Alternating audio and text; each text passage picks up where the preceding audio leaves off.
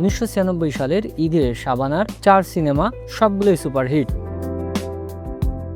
90 দশক বাংলা চলচ্চিত্রের অন্যতম সোনালী সময়। তারকাদের জনপ্রিয়তা, সিনেমা হলে দর্শক আর ঈদে নতুন সিনেমা সব মিলিয়ে তখন ঈদ মানেই ছিল উৎসবের আমেজ। আর 1996 সালের ঈদুল আজহায় ঘটে গিয়েছিল ব্যতিক্রমী এক ঘটনা। একই ঈদে মুক্তি পেয়েছিল শাবানা অভিনীত 4টি সিনেমা, আর 4টিই পেয়েছিল দর্শকদের ব্যাপক সাড়া।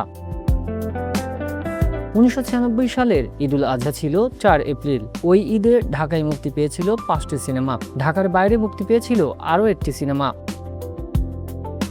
মুক্তি পাওয়া 5টি সিনেমার মধ্যে 4টিতেই ছিলেন সেই সময়ের জনপ্রিয় অভিনেত্রী শাবানা।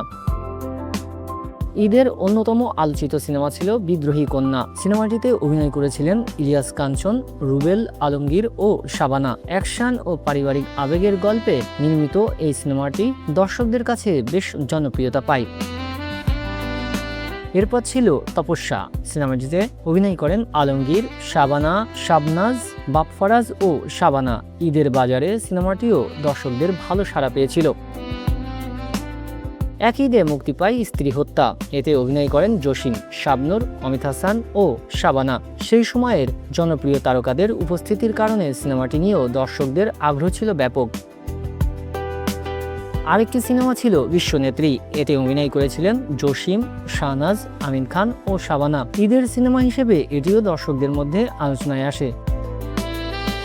শুধু এই 4টি সিনেমা নয়, ওই ঈদে বাঘাবাগিনী এবং রাক্ষস নামের সিনেমাও মুক্তি পেয়েছিল। তবে 1996 সালে ঈদের সবচেয়ে চমকপ্রদ বিষয় ছিল শাবানার আধিপত্য।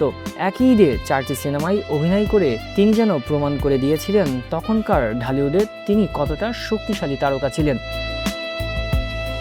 ওই ঈদে শাবানা অভিনীত 4টি সিনেমাই সুপারহিট হয়েছিল, অর্থাৎ একই ঈদে একজন অভিনেত্রীর 4টি সিনেমা মুক্তি পাওয়া এবং 4টি সফল হওয়া 90-এর দশকের ঢালিউডের এটি ছিল বিরল এক ঘটনা। আর 1996 সাল শুধু শাবানার জন্য নয়, পুরো ঢালিউডের জন্যই ছিল গুরুত্বপূর্ণ একটি বছর। এবছর মুক্তি পেয়েছিল একাধিক জনপ্রিয় সিনেমা।